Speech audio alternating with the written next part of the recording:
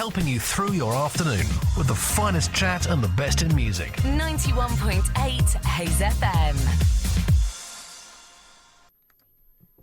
Welcome back to Positive Afternoon Vibes. I am delighted to be joined in the Hayes FM studio shortly by a very talented singer-songwriter called Mungo Parker.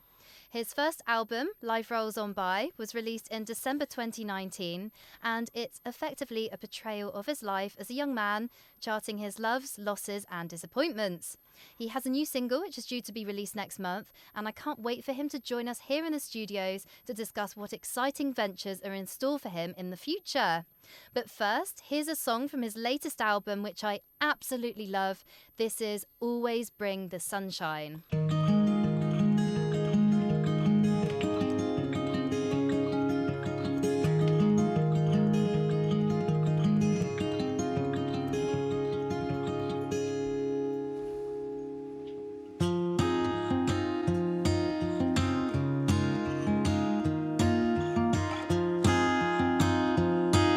She always brings the sunshine when she stays, brings lights to the dark, warmth on the coldest days, and bluebells her eyes when she awakes.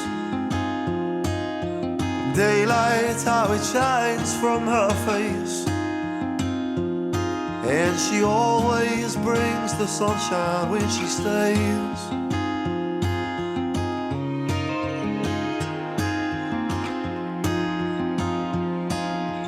Golden flowers make the day, bluebells they arise when she awakes, and she always brings the sunshine when she stays. Whoa, whoa, whoa, yeah, yeah.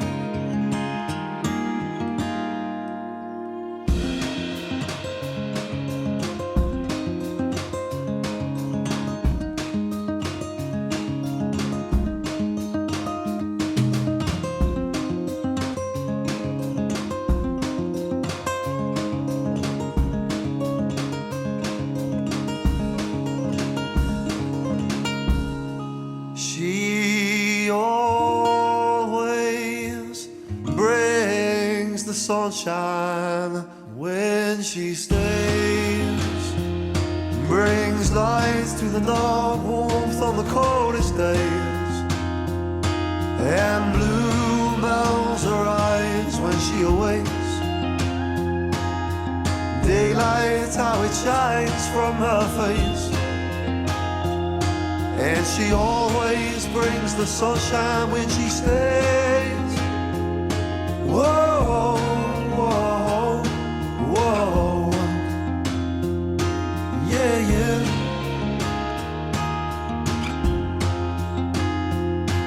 She always brings the sunshine when she stays, always brings the sunshine. She always brings the sunshine when she stays, always brings the sunshine. She always brings the sunshine when she stays, always brings the sunshine. She always brings the sunshine when she stays, always brings the sunshine. Good afternoon, Mungo. Welcome to Hayes FM studio. How are you today? Yeah, I'm good. Delighted to be here, obviously. It's always a pleasure coming into different environment and chatting whatever things I can say about my songs. Perfect. So nice to have you here. Now, Always Bring the Sunshine, the song that just played, is from your debut album, Life Rolls On By, which was released in December last year. Would you say you've always been musical from a young age? What a great question. I would say yes, but yes and no. So, I learned guitar. I actually only started playing guitar when I was 16. I used to play the clarinet before that when I was young. Amazing. Yeah, and then when I was a wee nipper, I was playing a bit of recorder, which yeah. So yeah, basically. Yeah, it's always been in you, but once you started playing guitar, Then it that's obviously when it really sort of kicked off. Lovely. Yeah. And were your parents into music growing up? And what would you say your biggest musical influences were? All right. So I would say they were into music, but they weren't that musical. So I don't. So my dad definitely didn't play any music, and my mum didn't play much music either. I think she played a bit of piano. My grandma plays piano fairly well ish. I think my grandma's my biggest fan, to be fair. But but, you know, they liked. I think my mum and dad like all the classics and stuff. So I think they're big fans of the Beatles, big fans of like Pink Floyd and stuff like that. It's pretty standard stuff. No, it's brilliant though. Yeah. Pink Floyd and the Beatles, Yeah, it's pretty cool. It's cool music, I think. It's really good. So was that playing in the house growing up? Like, were they on the CD players? Like, yeah, ish. But it was kind of funny actually. So they weren't. I don't think they were really music people. So they didn't actually listen to that much music. I think they were more, I don't know, TV or just general doing outdoor things people, which is kind of weird. But it's kind of weird how I got into music. But anyway, I'd say the kind of biggest, coming back to your first question. I think first question was who are the biggest influences on my own music. I would say overall I'd say probably like Jose Gonzalez and Ben Howard and like some of the older writers like Nick Drake and John Martin. But my favourite album ever is an album called Time Without Consequence by a guy called Alexi Murdoch, which I think is like next level. And where did you start listening to that? Did you literally just sort of come across their albums when you were growing up and you just started listening to that genre and sort of that's where you went into it? Or do you really remember, or was it just sort of one of those things that just subconscious? Yeah, good question. So I think stuff like with stuff like Ben Howard and stuff, I think obviously that was really big, wasn't it? That was kind of shaping the whole kind of youth culture of like so many people. But I think obviously with stuff like Alexi Murdoch, which maybe isn't as well known as Ben Howard, I think I just got into that through finding similar music to that. And same with kind of Nick Drake and stuff as well. I got into all of that. I got into it all at separate times, I think. So actually, I think, but then even now, like I find artists that I really like that I hadn't discovered before. So at the moment, I'm really into an artist called Tom Lieb. I don't know who's heard of him, but he's actually a fan. I think he actually did the French Eurovision or something. But he sings in English. He's a great singer. But I didn't realise that, so he must be really famous. But I just never knew. But yeah, so. That's great. What is your biggest inspiration for your songs, would you say? Is there one thing, or is it kind of just a collection, a big eclectic mix of... Yeah, good. That's a great question. I feel like it's two things. So I think if you look at on my first album, I think they're kind of the two things, the two main themes that are really kind of divvy it up or divide it up are basically love and time. So I think... I think trying to make the most of what you do and obviously mistakes and just life in general, I think has always kind of played a big part in my writing. Of course. Well, love, everyone. Love is just one of those things that it's great to write a song about. You've got that initial sort of like passionate love, and then you've got kind of slightly 2 years down the line love, and then you've got breakups. But time, that's really interesting. What is it about time that you focus on in your songs? Well, I just think, if you hear stuff like, Golden Hours and If I Had My Time Again, there's quite a lot of references to kind of making the most of the time that you have at different times, or trying to wish that you'd done different stuff at different times. I think it's kind of something that runs through the album. I think it's also, going to run through my second album, because I've written a few things that are very time focused, but they're also very different from what was on my first album. But I think it's all kind of tied together, but it's kind of cool, and I quite like it. But yeah, I think time is a great thing to time is very interesting, because it's almost like you don't want to look back and regret things, do you? Would you say regret is a focus, or are you more about sort of like live life in the present right now, kind of accept the past as sort of like just a journey of life, things happen, you learn from it and you move on? Or is it, which kind of angle are you going from, I guess, with sort of time? So which angle? I would say trying to, it's both. It depends what day it is, really, to be honest. That's true, yeah. It depends what day it is. It depends how you're feeling.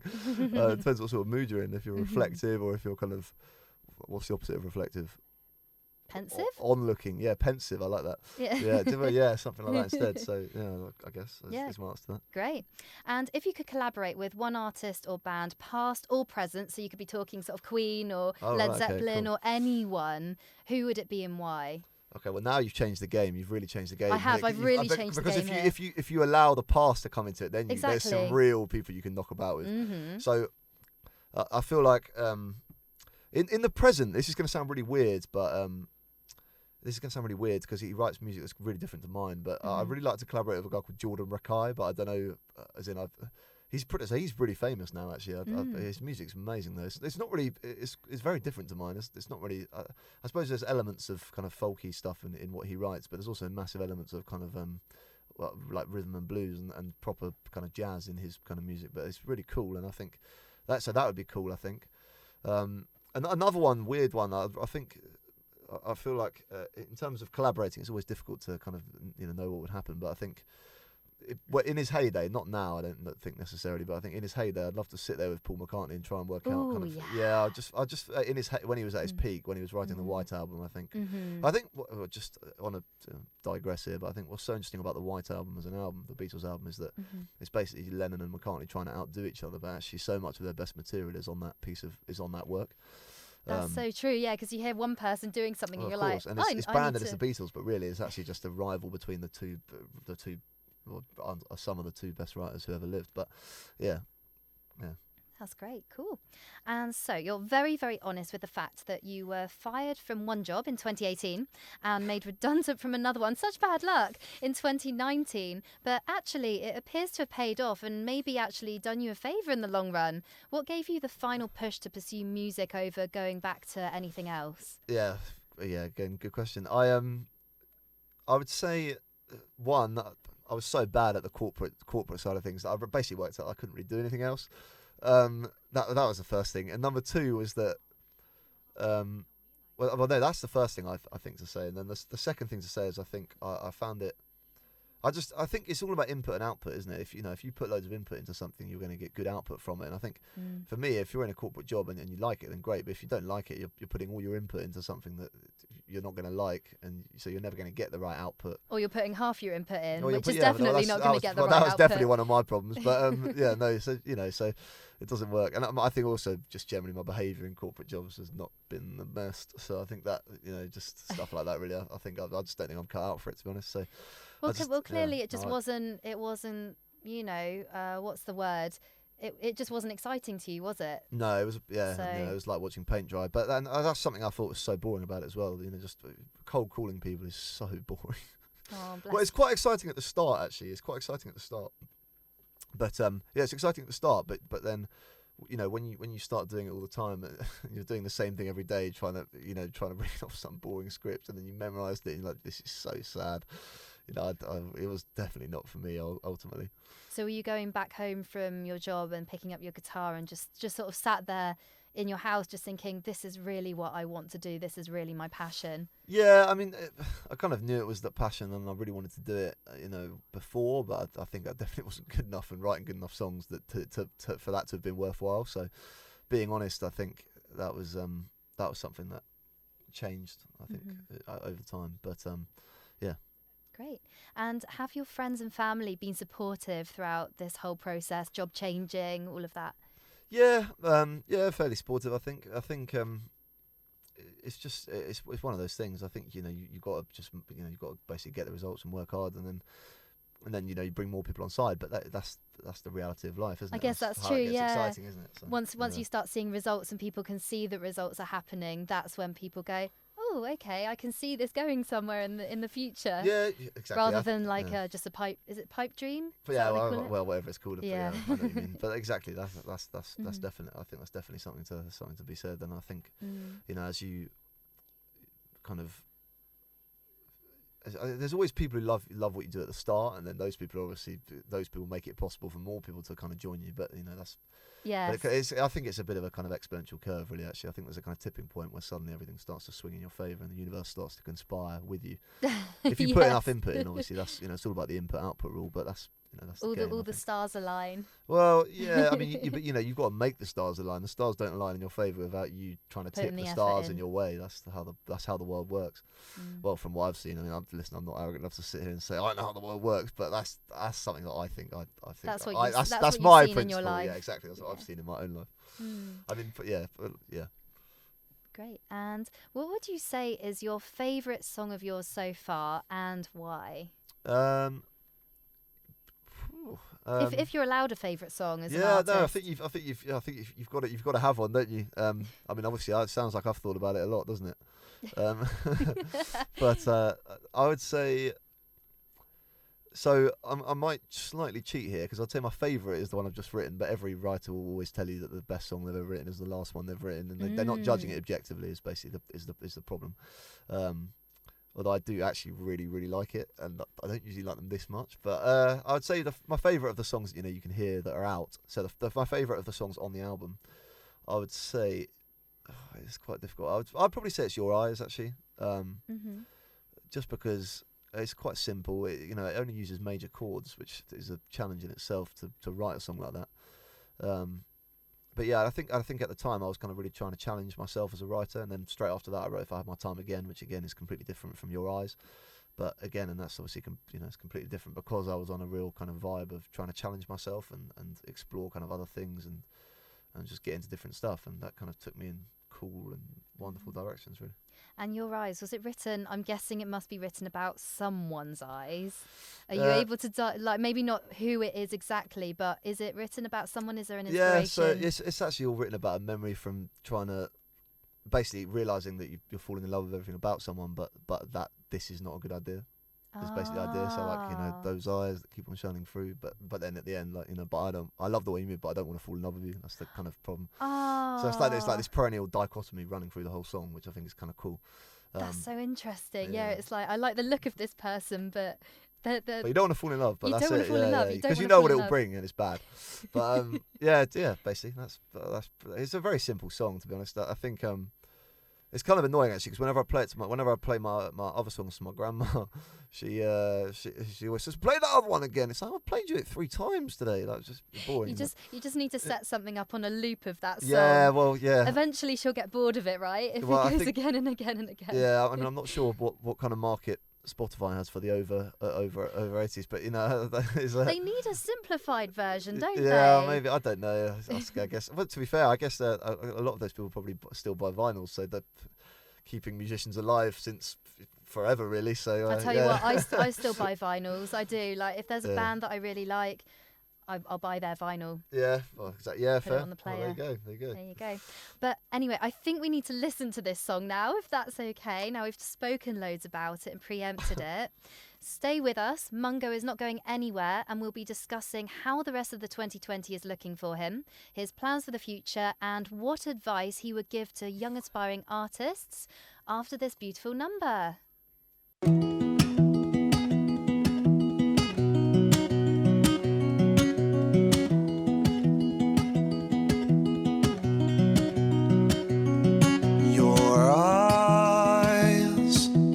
Shine like the bluest skies, and rainbows go by when I'm with you. Your eyes, like an ocean blue, your style. I love the way you move and weave, belong like the sun and the moon. But I don't wanna fall in love with you. Like a leaf in the autumn, I'm finding it hard to stop falling for those eyes that keep on shining through, and that smile that beams like the moon and rain. Rainbows go by when I'm with you.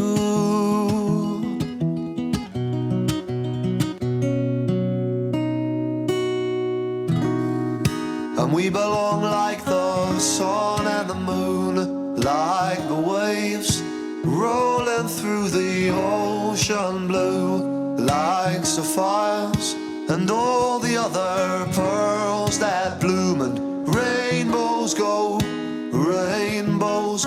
by when I'm with you.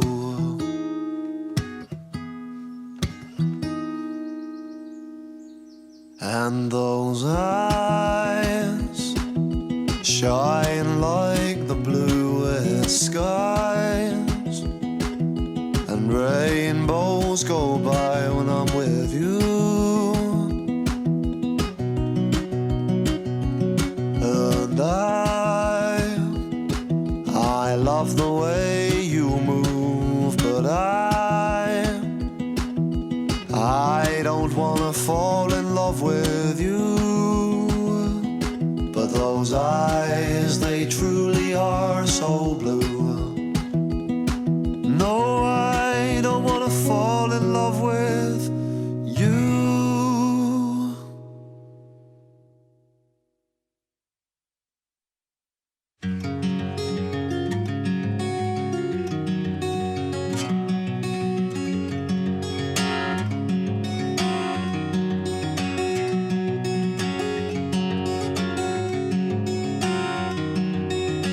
Dark days are gone,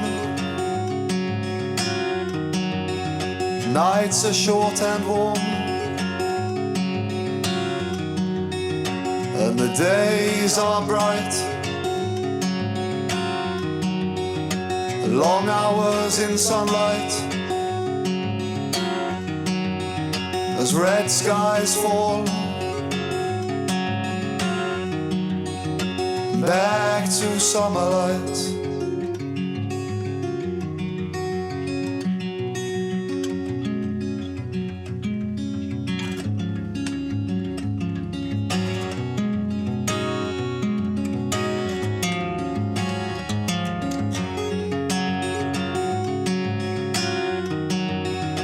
The dark days are gone, spending hours watching nights go by under starlit skies. 'Cause under starlit skies, the dark days are gone.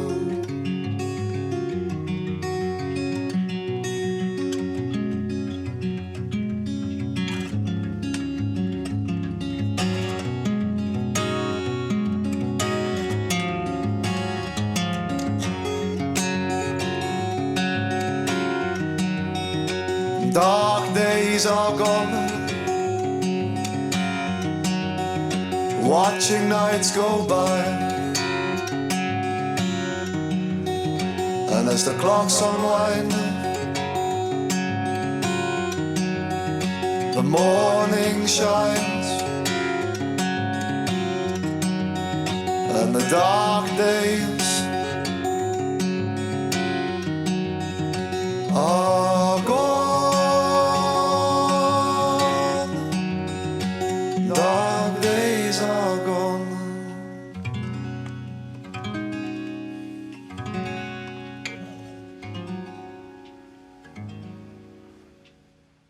Helping you through your afternoon with the finest chat and the best in music. 91.8 Hayes FM.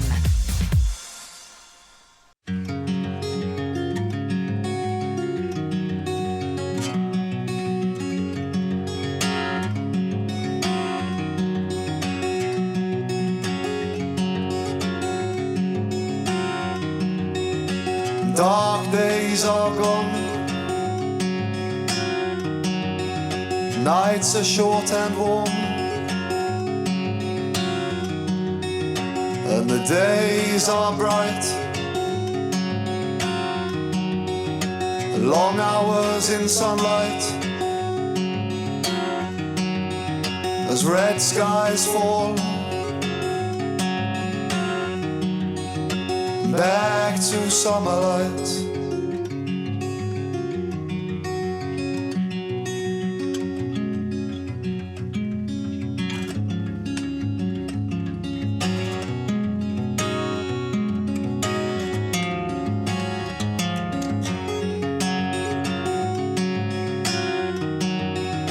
The dark days are gone, spending hours watching nights go by under starlit skies. 'Cause under starlit skies the dark days are gone.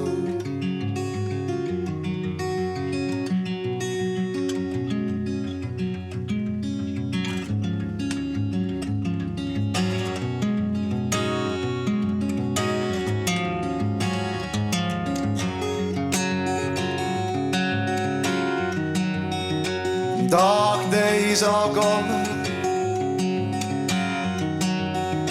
watching nights go by. And as the clocks unwind, the morning shines,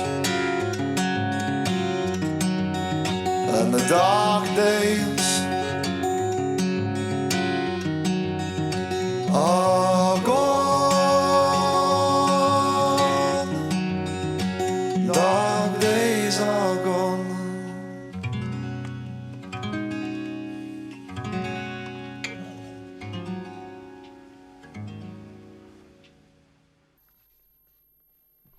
You are listening to Positive Afternoon Vibes with Lizzie Romain, and that was Dark Days Are Gone by Mungo Parker, who's currently sat opposite me here in the studio at Radio Hayes. So, Mungo, as an acoustic artist, do you enjoy doing live performances? Yeah, I love it. It's a slight love-hate thing, because I think it's always better when you know when there's a reason for people when there's a reason for people to come to your gig. Mm-hmm. So, you know, I think with the album launch show, that was quite a big show, and there were quite a few heads there. But I think it was, you know, when you're sort of playing on like a Sunday night at a place you don't really like or whatever, or it's a Monday or a Tuesday, and there's about 7 people there, and you're just thinking, no, it's not really for me. So I do really like playing live though. I think, but I think it's something that in the past I've maybe done too much of. I think it's actually better to take a step back and kind of play less and just when you do it, just get everyone there and make it a big event yeah, exactly. when you're doing it. Yeah, I guess otherwise maybe it's a bit demotivational. I yeah. guess. Well, not even demotivational, but it's just not the best use of your time. I think you could be doing something else. That's true. There's so many ways you can grow your fan base, besides playing live. And your album launch, you've sort of spoken about a couple of times. When was that, by the way? It was the week after the album came out, actually. So it was kind of cool because it was like, obviously you're going to get loads of streams or whatever in on the day it comes out, but there was obviously quite a few more than whatever it was the week after. So it was actually a really good idea to spread it out, I think. And that was this year, right? Yeah. So 2019, but in December. It was December the 13th, I think. December the 13th. Yeah, it was December 13th. That's right. Wait, no, it might have been the 11th. The 11th or 13th? I can't remember. The 11th? 12th, 13th? It was a week after it came out. A week after it came out. No, it was the 13th. It was definitely the 13th. It was 9 days after it came out. Oh, very good. Very good. And where was that, by the way? It was in the Finborough Arms in Earl's Court. So I think, and Whisper It Quietly, but I haven't even actually asked them if I can do my single launch there. But I reckon they'll allow me because I made them a bit of money last time from everyone buying drinks and stuff. So, but I'm looking to do my single launch for the next single there as well, I think.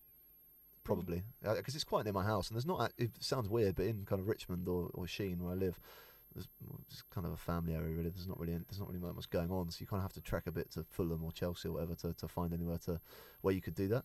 And I've noticed actually a lot of the gigs are in sort of Dalston or Hackney and stuff, and I think getting people there is going to be a bit of an issue because obviously I don't live that side of London, and it's just, I don't know. You want it to be somewhere local where like your pals from down the road can come and see you play. Come and support you. Exactly. Of course. And do you have any live performances coming up soon that we can buy tickets for? Not at the moment, but I'm about to, very soon release the post-album single, which should come out at the end of the month, which means that there will be a post-album single launch gig. Hooray! And it'll probably be at the Finborough Arms, but I'm not sure. But it will be somewhere, and it'll probably be about a week. It'll probably be the week after it comes out. Just partly because I'm not very organised at getting myself ready to do it on the right day. But Yeah, so that's probably going to happen. No, probably that's definitely going to happen. Just might not happen there, but it will happen. It's very there. good. It's Very coming. good. It's coming. And have you got already plans for another album? Are you currently back to songwriting again, or do you sort of take a break in between, go on holiday, relax? What happens? Yeah, good question. So I think I always see myself as you're in one of three phases. So you're either in writing. What are my three phases again? Writing, recording, or performing. Okay. Right now I'm in writing mode. I've just written a song actually, and it's really I was kind of having writer's block. I don't know if you can call it writer's block, but it was it was kind of writing. I needed to write something basically, and I ended up writing it. That's brilliant. Yeah, so Recently? Really just a couple of weeks ago, and then that was to kind of end a 6-month drought of writing. So that will be coming out sometime this year, and I'm kind of working towards I think maybe an EP by the end of the year, obviously to follow up the album. But whatever happens, obviously there's going to be 2 singles now coming out this year, but I think there's going to be a few more. It just depends on how many I can write. And obviously they've got to be singles. They've got to be songs that I'd say are hopefully more outstanding than anything on the album so far. So I think that would be what I'd say. That's interesting. And do you find, is it quite a lot of pressure to, write your next song? Or do you kind of basically have to go out and live a little bit? And, because obviously a lot of, artists and things find their inspiration from a relationship or a life experience or something like that. Is it almost like you kind of have to take a break to go out and do some life experiences, go on holiday, experience some things in order for your brain to come up with sort of something to write about? Because surely if you're just kind of at your home and you're like, right, I need to write something because I haven't written for a while, surely it's quite hard to come up with new ideas. I don't know, what's your thoughts? Yeah, it is a good point. I think I've always found though, and this, James Taylor talks about this in his some mad video of him talking about this. I'm pretty sure it's James Taylor, but he talks about how you've got to be bored enough to write songs. Oh, really? Yeah, and I definitely agree with that. Really? You write the best songs when you're bored, but equally, it's kind of one extreme to the other. You write the best songs when either you're bored or where, let's say you've got to be at X place by 2:30, but you've got an hour to kill, and you get a guitar, and then. Well, not even an hour's too long, 20 minutes to kill. And then it's that constraint that gives you the creativity to think of stuff. Constraint and creativity go hand in hand. How interesting. If you I thought it would something be creative, you can it's a bit like writing essays at school, isn't it? If it's a bit like when they give you a really open question and you've got to try and narrow it down to focus on a really specific aspect of the question. And the people who write the best essays are the ones who do that. The people who write the best songs are the people who can narrow it down, who can narrow the constraint down to be able to nail the kind of narrative in a really short space of time. That's so interesting, because for me, I would think a whole day off, say I've got a Thursday off, a whole day just to kind of chill and relax. That for me, I think I would probably come up, not that I'm a singer-songwriter, but I feel like I would probably come up with better material like that rather than I was never like someone, with essays, I've, an hour before your deadline, quickly write them all out. Were you that person? Were you a last minute Larry? Or last minute Larry, I love that. University students all around the country will be loving hearing that. Oh no. Last minute Larry, I love that. That was a thing that was said in my university, no? No, we didn't have it. I don't think we had last minute Larry. I definitely knew a few last minute Larrys, if that's what we call them. My best mate being one of them. So I know one of my best mates used to write all of his work in the last minute, and now I've actually written a song about this guy, and it's going to be the second post album single. Oh, brilliant! But yeah, it's not even recorded or anything yet. But it's he's going to be on the front cover as well. We're going to have a picture of me and him next to each other, just because we've had so much That's jokes times together. amazing. So he was your inspiration. Yeah, I never thought I'd do that narrative. So I've just on that vibe. I was going to say I never. What was the word? I never thought I'd write something about one of my friends, but it ended up happening, and it kind of. I think it works. It works really well, and yeah. He might be asking for the royalties. He'll be like, "This song's written about me." I think. Knowing him, he'll probably try and take him himself. But it's all good fun, really. But yeah, it's gonna be fun trying to do a cover with someone else. Yeah, definitely. Is he a singer-songwriter as well, or just a friend? Yeah, as in a single cover, but no, he's not a singer-songwriter at all. He's just my mate. But just your mate. Just my mate, just a last minute Larry. But so it's going to be funny. That's brilliant. Yeah, maybe it'll be on here one day. But it's it's funny actually. It's Can't an wait. interesting one. And so, what does a typical day in the life of Mungo look like? What's your day to What's day, my or is it very day-to-day? varied? Yeah, it is quite varied, but there's always kind of things that I do. So try and wake up at about 7 or 7:30. I think is my usual time. But then sometimes saying that you've got stuff to do in the evening, because right now I'm designing a bit of merch, and I think one of the merch things that I'm going to have, I'm leaning towards, is making like a book about the album, with like That's all the beautiful thanks, all like beautiful stuff about the album, with like designs and cool things with lyrics and stuff all over the place, with like the original lyrics that I actually wrote with crossings out in them and stuff, because I've actually managed to find most of the pieces of paper. So I'm kind of leaning towards doing that. But yeah, it will be revealed. But it's it's going to be it's an exciting time. That's fantastic. That sounds really good. I don't think, as far as in my memory, I don't remember that sort of being a thing before. So great, really good. And are you able to let us into one interesting fact about yourself? I'm sure you've got many. One interesting fact. I think I saw somewhere that you're quite sporty or quite athletic. Oh yeah, actually, yeah. Okay, I've done. Okay, I've got a few things actually. So I've done. All right. Okay, yeah. One interesting fact. I've got this. All right. So I did a half marathon the other day. In fact, yeah, it was the other day. Congratulations. Yeah, but it's not about it. Well, it's not. Well, I was actually no. I'd be so arrogant to be like, it's about what time you do it in. But no, I did it in 1:24, which I think is pretty fast. That's quite quick. Speedy. Yeah, it's pretty fast. I don't think there's that many other. Well, I mean, there probably are, but I like to think that there's not that many other people who could run that fast. But yeah, I'm quite fast. I can almost do a 5-minute mile. I did on my Spotify. I put that I could. Spoke too soon. Did a 5:10, and then I did a 5:01. And now I need to do it again. I reckon I could do the sub 5-minute mile this time. But it's quite difficult. I don't think people realise how actually fast you've got to be running. And I don't see fitness as my main goal. I like keeping fit and I do lots of swimming and stuff. Swim like 1 or 2 or 3 or 4 even kilometres and stuff, and try and do it quite fast. But yeah, I'd say fitness is like my second goal. Obviously, music's my big goal. That's your primary thing. Yeah, and then fitness obviously comes second. But I'm not a fan of. I don't like going to the gym or anything like that. I'm about proper challenging fitness, like try and swim in the Thames or whatever, or do something fun like outdoors. Outside in the elements. Yeah, obviously outside in the elements. Yeah, 100%. It's just it's good for you. Like, just I like swimming in the Thames in the summer / spring. Wait, what month are we in? March. Yeah, so soon swim in the Thames. Hopefully, I think in like April. That'd be a good publicity event. You can get some photos as well. That could be your next album, couldn't I've it? been there, done it, got the T-shirt. But yeah, it's done it already. Yeah, I guess I can't overuse it really. I was thinking it might be quite jokes to swim to the pub.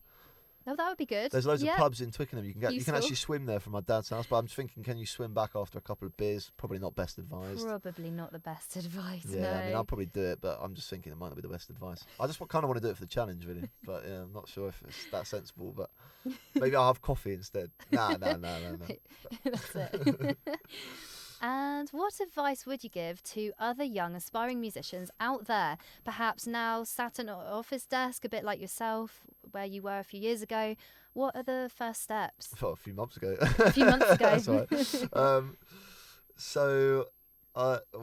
Listen, I'm the last person to be giving advice, but I think if I did have to give advice, if I was forced to, I'd say just try and get really organised. So I've wasted loads of time not being organised, not having kind of good people helping me do things, and try and find a balance between doing everything yourself and getting too many other people to help you. Because I've made both mistakes in the past. I've done too many things myself, but equally I've made too many people to do stuff that I could have easily been doing myself. So there's both sides of the coin. A lot of it is also, this is something that I think everyone, you don't want to be the person that tells someone that maybe they've got to improve the actual product, but I think a lot of this is you've got to have a product that's good enough to cut through the noise of similar artists. So uniqueness then. Well, yeah, but I think not just unique, but the product's got to be good enough that other people want to listen. And I think that's a mistake that so many people make. They try and promote a product that's basically not good enough to be promoted. Is the harsh truth of the matter, I think. But so I think that's something that it's really I guess the thing is, yeah. though, you've just got to start somewhere, haven't Oh you? yeah, of course. You've You've got to make the mistake. You've got to be prepared to make that mistake. Yeah, because otherwise, like, if you were so scared about doing something in the first place for maybe not sounding, quite good enough. Yeah. 100%. yeah, then you would never end up doing it. Oh, these are all mistakes that I've made. I've made again. I've made so many mistakes. But often you learn you don't learn the lesson 5 or 6 times, and you do learn the lesson, and then it's but. That's the nature of the beast. It's a bit like being a football player. It's not a normal life really. It's very different. But I really enjoy it. I really enjoy the challenge of trying to challenge myself and just trying to build something. Just trying to engage as many people as possible and share what you do with other people, which I think is so cool. Mm-hmm. Really good. And if your song could end up in one well-known movie franchise or some sort of TV show or anything else, what would it be? Like a James Bond? Such a good question. Or... Yeah, that's a good question. I'd say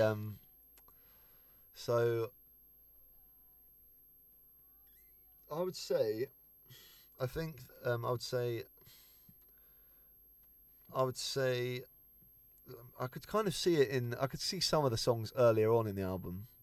I think it's certainly in the album it's divided into 2 parts. I could see songs from the first half being used in a rom-com. Yes. Weirdly, I could just see that. I don't know why. Mm-hmm. I don't know. Or I could see them being used in some sort of, maybe even some sort of trash TV or something. But I don't know. We'll see. And then I think the songs from the second half of the album, which are a bit deeper and very much more, I don't know, got a bit more. They're a lot more personal, maybe. I think. And those songs, I think, could easily be used in like a really more serious film, which I don't know. It's difficult to say, really, but you'd have to get a brief on what the director would want, or what sort of music they want to hear. But it's interesting because I think some songs are written specifically for a film, aren't they? That's crazy that people do that though. Like they can actually constrain themselves to write something specifically for a specific film. I think I could do that actually though. Just thinking about it, I think that kind of constraint would work really well. I think I could. I reckon. But maybe it'd be easier because you're given a concept to work with. Yeah, you've got a pre-existing concept, which is how all songwriting really starts. But the problem is when you're writing some of the best material. So I don't know if there's a story of how McCartney wrote Yesterday, and he had this little melody, and obviously it all keeps following the melody, and he kind of and he was just humming all the words, and eventually after 3 or 4 weeks he suddenly came up with all the words. But then so it's like sometimes you have the best stuff, and you don't know. There's no pre-existing narrative. You've just got a really beautiful melody, and you can kind of fit words to it. But it never happens in the same way. So I don't know. Maybe it would work, and maybe it wouldn't work. I don't know. I'm not sure. It's really interesting. Yeah. And a lot of your songs are very, very concept based. And there's some really, really interesting ideas. Previously we've touched on, like I said earlier, about love and about time, especially. What would you say is the most interesting concept that you've got for one of your songs? Okay, yeah, good question. I think Golden Hours. I know it's the oldest song on the album, but I think firstly, I love how we left the planes. We left the planes and we left some birds because we were recording on a beautiful day in May, and it was obviously we were kind of hot and sweaty inside because it was obviously really hot outside, and there wasn't really any air conditioning or whatever in my room, and then that basically made it. I think that kind of made it that basically got it to the stage where we went outside and just for a bit I just started playing a bit of guitar, and we left the recording on by mistake, and we just picked up a load of planes flying over and a load of birds, and a load of birds, whatever, doing their singing in the background. And then obviously with the words, I think how it comes in, I think Golden Hours is quite an interesting one because the whole song is basically about trying to make the most of the time you have. These are the golden hours, but ultimately the time keeps flying away. I think those lyrics are so boyish though. I don't think I'd have written the same thing now. I think there's a song I've written called The World Won't Wait For You, which is the second post-album single, but it uses all these kind of same themes, but it's a bit more mature, and it's really interesting, looking back from songs when you're writing when you're 25 to when you're 22, is a completely different. You're writing on such different angles from the same narrative, and that kind of is what keeps it interesting. Do you ever, because you hear about this sometimes as well with artists, they look back at songs and it's either a song that has really caught on, it's hit the UK top 40, that sort of thing, and they're just so like tired of hearing about it, you know, it's almost like they're like, oh, not that song again. Yeah, of course. And again, the same when you're writing songs and, you know, the lyrics are so personable to you, and then you look back in a few years' time and then you're like, oh goodness, you know, do you find that with songs that you sort of like end up then sort of being like, oh no, not that song, or, you know, or can you sort of look back and accept that actually that was just a younger you know, and that was okay, and that was your life experience at the time, and now moving forward, you've always then got a hindsight looking back, but, you know, are you able to sort of be kind to yourself and sort of go, well, I wrote that when I was 22? Yeah, 100%. Of course, 100%. Yeah. I think you've got. Yeah, it's a bit like anything you can. So it's funny actually, because Golden Hours is that, because it's the oldest song. It's the first. It's the. Though obviously there was loads of other songs before the Golden Hours that were so bad, and it's got, though none of those obviously made the album, so no one would have to hear them now. But it's kind of like the Golden Hours was the first thing that I wrote that actually stuck on, and I feel like even now looking back at it, I'm pretty happy with how that sounds and what we've done with it. So I think there definitely comes a point where you're like, yeah, fair, okay, everything that I've released now has to actually be good. I have to be like happy with this in 5 years. But I think when you hit that point, that's actually a really good piece of advice that someone told me actually. And I think there's so many people who just basically they just release too much music, and people get bored of it, which again a mistake I've made in the past. But you know, you just got to learn, and that's how you do it, I suppose. So funny you say that about people getting bored of their own songs. So I was hearing that David Gray speak about, a great writer, but David Gray speaking about White Ladder or whatever, and he was talking about how he hates hearing Babylon or something. He likes it now, but how at the time he hated it, and I can definitely empathise with that feeling. And obviously, that I haven't written the best-selling album of all time in Ireland yet, so yeah, which he has. So yeah, It's a funny thing. It's a very funny thing. It's very interesting though. Yeah. Cool. Well, thank you so much, Mungo, for joining me today in Hayes FM studios. You're doing amazingly. Well done for pursuing your dreams. Mungo Parker's music is available on Spotify, amongst other music platforms, as well as YouTube. So make sure you check out his music videos because they're absolutely awesome. I was checking them out the other day. Mungo, will you keep in touch with me and send me new songs when they get released? Yeah, of course. Yeah, sounds good. And we are actually really, really lucky today to be able to give you a preview of what's more there is to come from Mungo Parker.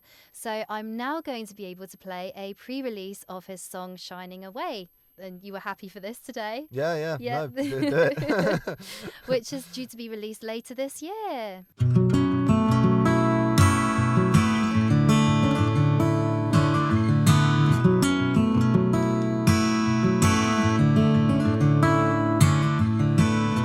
We shine like diamond lights, you and I always shine over evening skies, shine along all of the time.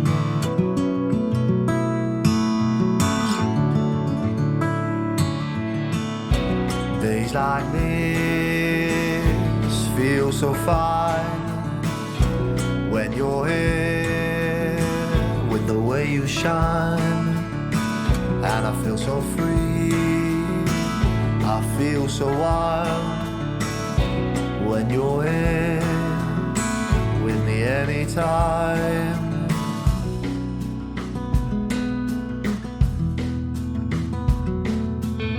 Come night or fog or light or rain, I'll always love you just the same. Come rain or hail or sleet or snow, I never want to let you go.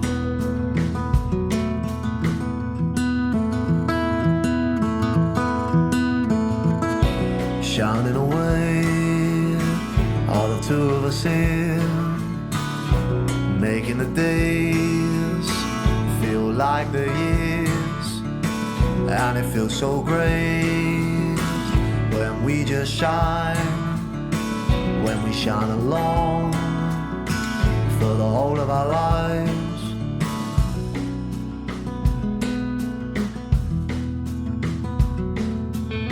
On day or night or rain or woe, I never want to let you go. On sun or stars or sand or sea, I'll always want you close to me.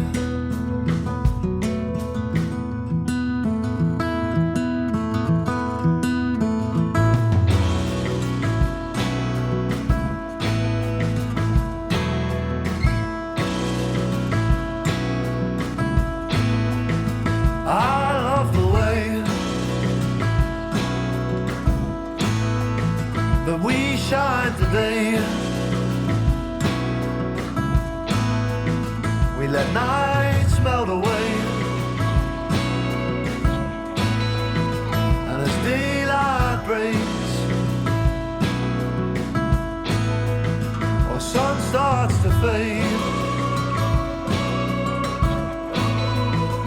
we shine